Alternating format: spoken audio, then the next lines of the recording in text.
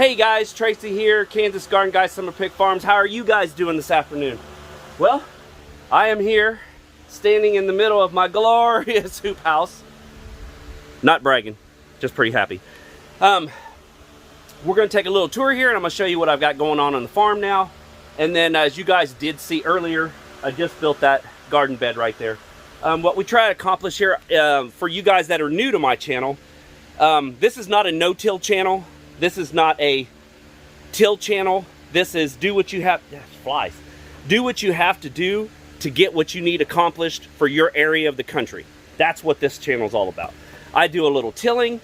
I do a little no-tilling. I do heavy compost, which you guys saw. That's 25 buckets, 5-gallon buckets of compost to build that 45, 50-foot bed there. I usually do 50 or 65-gallon buckets in each one of these 65-foot beds that you guys can see. And it's about 3.5 to 4 inches thick. I am very lucky to live in a town here, compost here. And so I can buy it by the yard, really cheap. It's like $21 a yard. I can put 2 yards on my truck. 2 yards will build me 4 65-foot beds, 4-inch deep. But anyways, you guys saw, that's exactly how I build my beds. I use the pitchfork. A lot of guys, if you guys watch this video or you guys watch a lot of these other videos, you'll see them use what they call broad fork. And basically it's like a glorified pitchfork with Freddy Krueger tines sticking out of it. And what you do is you stand on it, you rock it back and forth, and you just pull the earth up about 2 inches, and then you go, and then you back up about 1 foot, and you do the same thing. All you are accomplishing there is you are aerating the soil. You're opening the soil up to receive the amendments and get air down to there. With this hoop house here, you know, in Kansas, we have a lot of hard clay. This has been literally walked on by me and everybody else putting this hoop house up. And years of this being actually a yard, that this stuff is so packed in. So what I did inside the hoop house, I'm just trying something. I didn't try it out in my beds. I tried it out here. I'm going to aerate the soil, put compost down, and then I'll put some amendments on it. And the only amendments I use is a happy frog. And I kind of sprinkle it on the top of the bed. I lightly rake it in, what you saw. And that's all I do. And then I just water. So, okay, as you guys can see, I've got the 4 beds, and I just put the 5th one in here. I've got my table back there where I do all my starts and my watering, so I am not doing anything with that because that's where I walk into here, and I'll be able to get to my starts, my transplants, my water, and everything like that. And I can sacrifice a little bit of the bed because I have enough land on the outside to make up for it. But as you can see, this is the Tehama. Look at this. You guys saw my video, what was it, 3 weeks ago? And they were just little babies. And this is just some of them. I mean, look how beautiful that looks. And by no means am I bragging on my abilities to grow lettuce. This is all seed quality. This is all I do is it's thick compost. I water it 2-3 times a week on my drip. I haven't put any fertilizer to this at all. This is just water. And that's all I do, guys. This Tehama is a seed from Haas Tools. I try to buy most of my seeds from Haas Tools, if all of them from Haas Tools or Baker Creek. Haas Tools seems to have the general meat and potatoes of your seeds. Baker Creek's more like the heirloom style, fancy, bougie Panera kind of style seeds, is what I look at it. Neither one of them's the best, neither one of them's the worst. But like I said, I love Haas Tools. And the size of this lettuce, I mean, this lettuce is supposed to be a pound.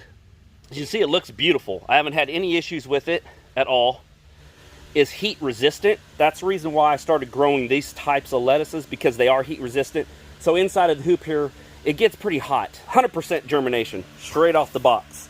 And you can see there's a Buttercrisp style lettuce, and that is Harmony. You can see there's some Harmony transplants there. That's the 2nd succession. And I have a 3rd succession of Harmony in a 72 count seed tray right now that will be able to come out here next week. And what I'm going to do is I'm going to go ahead and finish putting the rest of those heads in this where you saw that drip.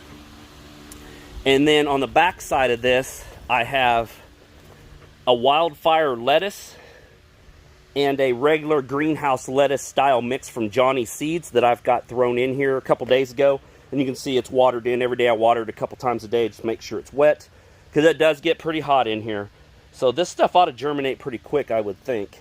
And then on this back side, I've got a row of big leaf or round leaf spinach. As you can see, we got one little spinach leaf going up right there, which is pretty cool. So the only thing is I got to keep the moles out of here. I'm trying to do the best I can. They're kind of ticking me off right now. I've killed a couple of them. Anyway, that's another story. I've got some purple mustard here. Oh, I'm sorry, no, this is pak choi. I've got some pak choi growing here, which is some Asian cabbage, Asian lettuce, Asian greens, however you want to look at it. And I've got some Swiss chard here. And then, of course, I've got some collard greens all the way through here. And I've got some more lacinato kale, some more of that lacinato dinosaur kale. What I did was, out in the beds out here, you guys know that I put the dinosaur kale in. It started to get cold. It wasn't growing very well. So what I did was I dug it up and then I just retransplanted it back here in the hoop house. And yes, you can do that as long as you don't disturb the roots too bad. Which you can see, it's been in here for a week now and it's thriving. Same way with the cabbage. This is just a basic run-of-the-mill green cabbage. But and I've also got this laid out with drip. You saw that. I've got another 72 count tray of cabbage on my back porch area that I'm hardening off the next 2 days, and I will plant it out here also. I've got some red beets and some orange beets, or I'm not sure what I'm going to put here yet. You guys remember I did have carrots in this first half of this bed. Yeah, they did not germinate worth a hoot. Guys, I've had this hoop house up to 100 degrees already this week. This hoop house is carrying temperatures 20 to 25 degrees hotter than the air temperature, and we've had 70 degree days here in Kansas. I've got both doors open. As you can see, at 6 o'clock in the morning, I come out here, I make my coffee, and I open both doors. I've got a fan. That's a 3200 CFM fan that runs day in and day night out here. Like right now, it's 52 degrees according to my phone on the air temperature, and we will look and see what it is in here. As you can see there, it's just about 80 degrees with about 55 degrees humidity. So it's 80 degrees already in here, and it's like 10 o'clock in the morning. So, I mean, that's like a 30-degree swing, and we've got a little bit of south wind, and it's just gonna we're supposed to get in the 70s today. So I'm trying to keep this place cool. I didn't think it was gonna be this extreme. You always hear on videos where people talking, oh man, it's gonna get hot in there. Even in winter, you're gonna have to have the doors open and stuff like that. And I was like, yeah, okay, whatever. Man, I swear to God, I've been out here when it was 30 degrees out here, and it's 55 degrees in here.